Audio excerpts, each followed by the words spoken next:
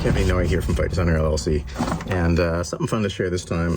In the continuing series of these sort of shell ejecting cheaper models that are new and coming out of Asia, most of them that I've been looking at have been either manual ejections, so like the pump action NERF Mossberg that I showed earlier, or they've been this spring blowback, so like a lot of the pistols where as you start to pull the trigger, it compresses a spring, which then releases, and that triggers enough to cycle the slide. This is the first of these that I've seen, or that I've personally seen, that I've bought, that is semi-automatic and electric. So not gas, and not spring power, but actually electric. Now this is kind of fun. So let's start with the aesthetics. And I have taken this out of the box, and the only thing that I've done really so far in terms of assembly is put the battery in and screw this extended charging handle on. It came with just a plain bolt in there. And again, this is a semi-automatic, so you don't actually need to be able to manually do much, but it does give you that option. So aesthetic-wise, feel is not bad. It's all plastic. There's, I don't think, any metal in the externals here. The trigger is metal. This little plate here is metal, but 99% of this is plastic. But then again, modern firearms, a lot of them are anyway, except for parts like the barrel. And it's not bad plastic. There's not really obvious flashing here where the two parts are molded together the way there is with some of the cheaper plastic ones. It's got a little bit more solid feel, so I appreciate that. There's no like orange to take off the muzzle or anything like that. And it's got trademarks all over. So we've got Beretta here, we've got the Beretta logo there, 1301 comp, 12 gauge here, made in Italy, Beretta. Got the Beretta logo again here, 1301 tactical. Up on the barrel, the text here, Beretta Godon VT, made in Italy, OB 12 gauge, 76 millimeter for 2 3/4, 0.3 to 18, ½ inch to 18.6 CL, optimum bore. So, and basically talking about the shell size. So this could be a viable alternative to a lot of these gas shell ejecting airsofts. That's really what I was getting at. Now, most of the ones that I have of those are just pump action. I have one of the old Maruzen gas blowback semi-automatics, and it hasn't ever worked really well. Maybe just because it's old.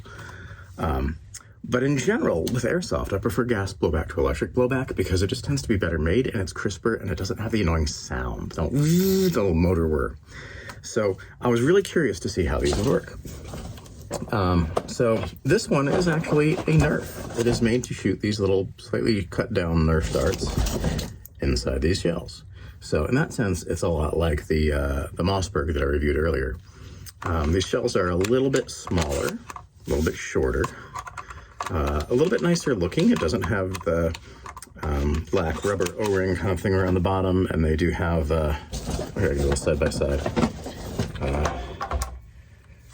So a couple different kinds of shells from some of the other NERF ones. This one actually was painting the base because it was originally just plain red. These have the sort of copper metallic already built in, so that's nice, but they are shorter. They're the same diameter because they're still firing NERF darts, but they are shorter shells. But, in real life, shotgun shells come in a variety of lengths anyway, so that's not necessarily a deal breaker in terms of realism. So this loads just fine, like they normally do. It's a little bit hard sometimes to line up when I was trying to do the slick speed load of 2 at a time here. I couldn't quite get them to line up very well. There we go. Yeah, it's a little tricky to find the tube sometimes. There we go. So it's doable, but it's not super smooth.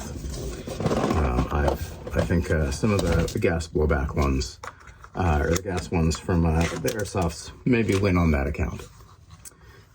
But proof is in the pudding, and what makes this one special is that it is an electric blowback. So it came with this little charger here. It's just a USB thing. There's a tiny little battery in the back, and again, as with most of these, you get very brief instructions, and in this case, they're completely in Chinese. They didn't even attempt to translate any of it. So it really just said pull off the back part. Got another nice Beretta logo there. I was worried about damaging it. I looked at it. There's nothing to damage. There's no catch. There's no release. There's no screw. You really just need to pop it off with a knife or a screwdriver or something. So once you get this end cap off, there's a little slidey open thing. And this is it. This is the battery, right? Fairly small. I haven't used it enough yet to know how well it'll last, how long it'll last, or I also haven't looked into how standard it is.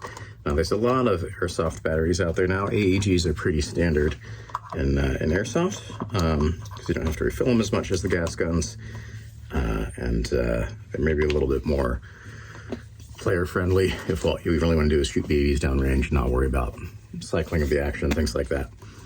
So I'm guessing that I could probably find a replacement battery that would work from an airsoft if I needed to. But now it's charged up. And the real question is, how well will it cycle? And what will it sound like when it does? Will it be satisfying? So I'm gonna go ahead and try and charge one manually first. And this is a little tricky. I've had a hard time getting this to actually charge. There we go. Now when I did, this one popped out the bottom. So, because I had to like push the ramp up a little bit to get it to charge that first one manually. So if what you want is that sort of hero's action of them manually racking that, getting that first one going, might have to manipulate that or even do it with only the one round in there for that shot and then get an insert shot. I don't know. We'll see. Maybe I'll get more familiar with it. It might work better. There is a functional safety here. Safety is now off. So let's see how this ejection works. I'm angling it a little bit so it'll catch in that box and I won't have to chase him down.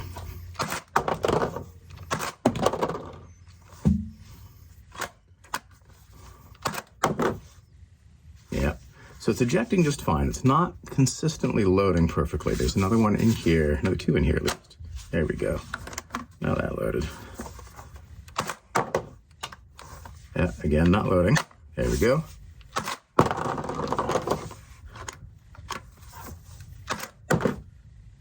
Locking back because it's empty. So the ejection does seem to be going smoother than the loading. So if anything, I'm just putting a little silicone oil in here now to see if that helps. If anything, the sticking point seems to be, get this release. Okay. There we go. If anything, the sticking point seems to be getting the shells to load from the tube magazine up to the top smoothly. Let's see if that little bit of silicone oil in there helped at all with that feeding. 3,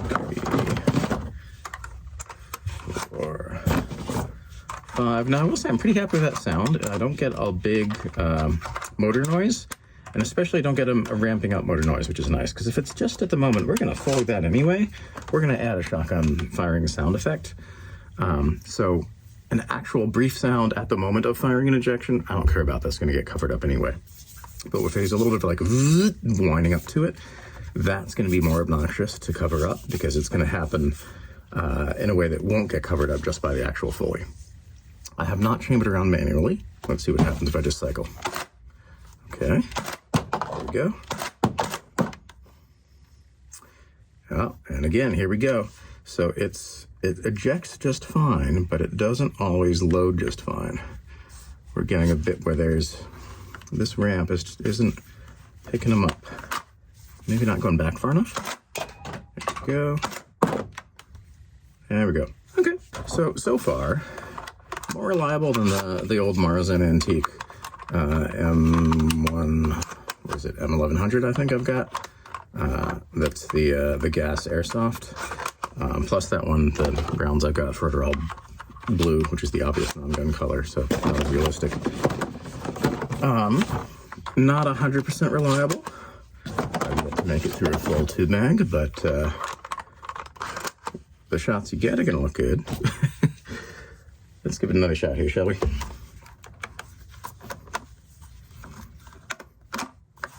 All right. Nope.